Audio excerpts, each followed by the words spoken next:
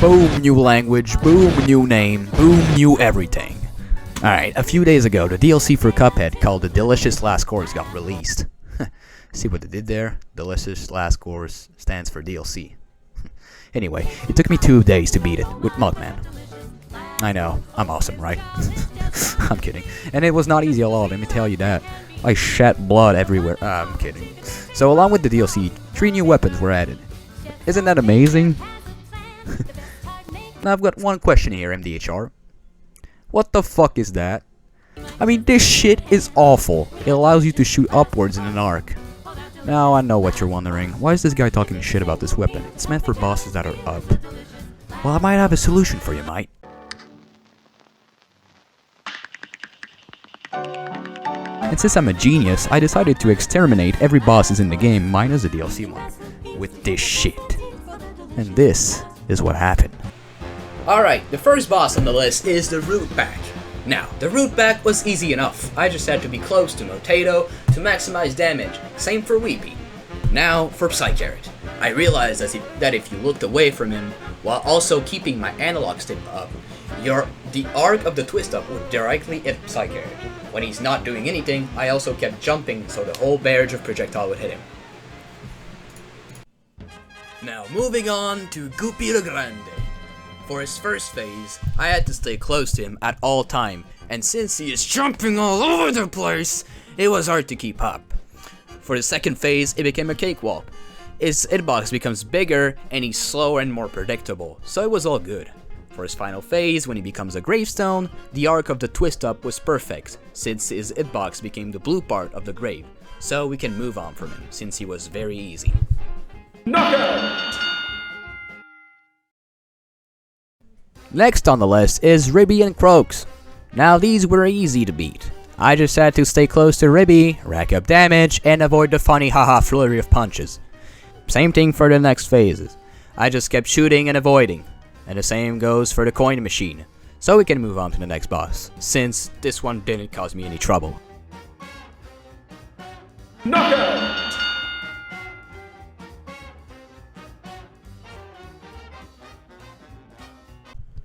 Next up is Hildeberg. Now you're surely wondering, how the hell is he gonna beat a airplane boss with the twist up? Well, the answer is simple. I won't. Let me explain.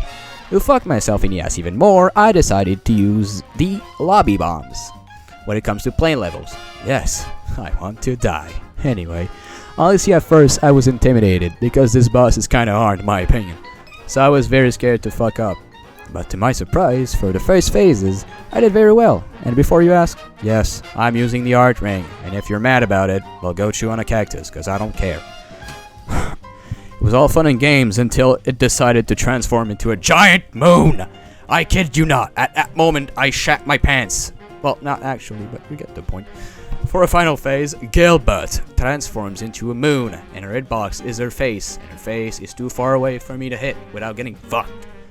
Now eventually I managed to beat it, and it was the first problem I encountered during this run, and trust me, there are many more. Now moving on. Knockout!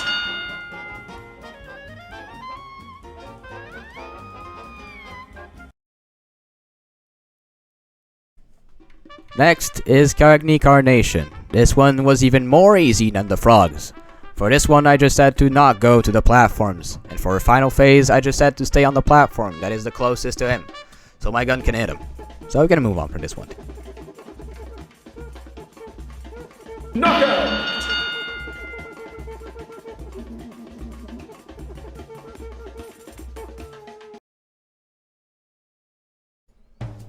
Next up is Baroness von Bonbon.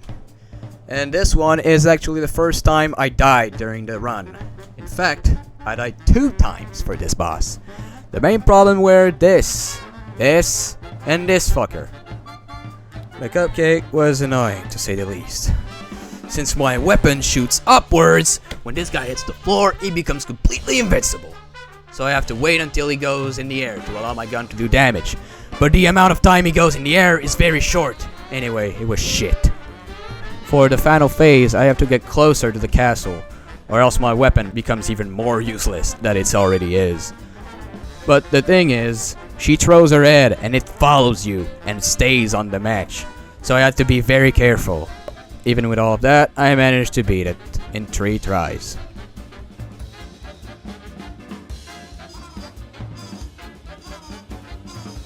Knockout!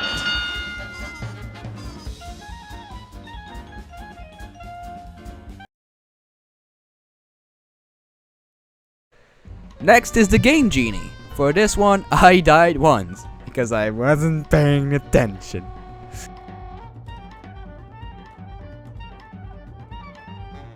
The first phase was no trouble, and same goes for the pillar and the sarcophagus one.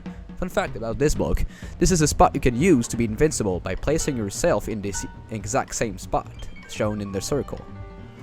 Now, the puppet phase was a little more tricky than the others, including the last one, because in this phase, there is so much to avoid! To top it all, the target moves! And the final one was not easy too. I had to restart a lot of times. About 3 times more. But we beat it, that's the important part. So we can move on now. Knockout!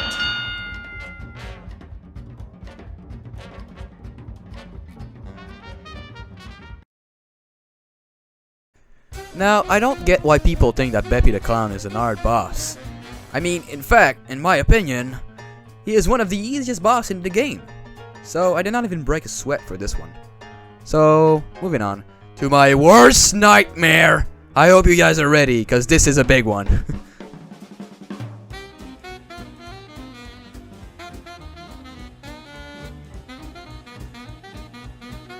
Knockout!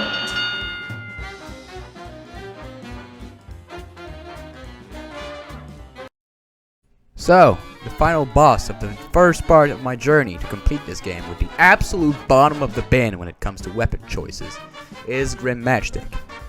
Some people consider him being the hardest boss in the game, and before I attempted this challenge, I did not even consider him as a hard boss. Since, if you want to beat it, just use the lobber! It's as simple as that, just use the lobber! It's a great weapon against Grim Matchstick, it's simple as that. But holy shit, I was wrong to think it was gonna be easy, because this fucker took me an hour to beat. The first phase is not that hard, just stay close to him and avoid everything he tosses at you. Now the second phase is when I started to die mentally and pull my air out. Because I had to aim downwards, so this means locking my character in place. And most of the time when I want to avoid these assholes, I press the jump button. And when you press the jump button plus the aiming down button, you get off the platform, which means I die. And don't even get me started on the final phase. Not only I had to shoot downwards also, but also these fireball splits in 4.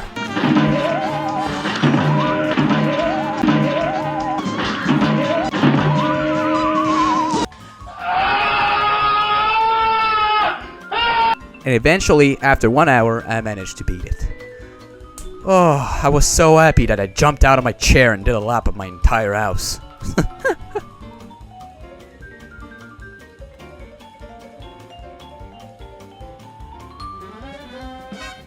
Knockout!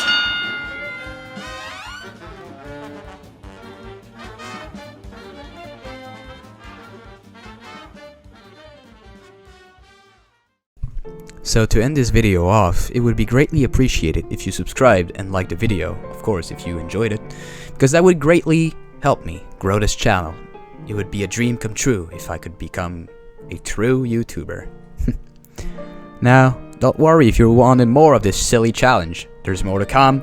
I'm not done beating all these bosses.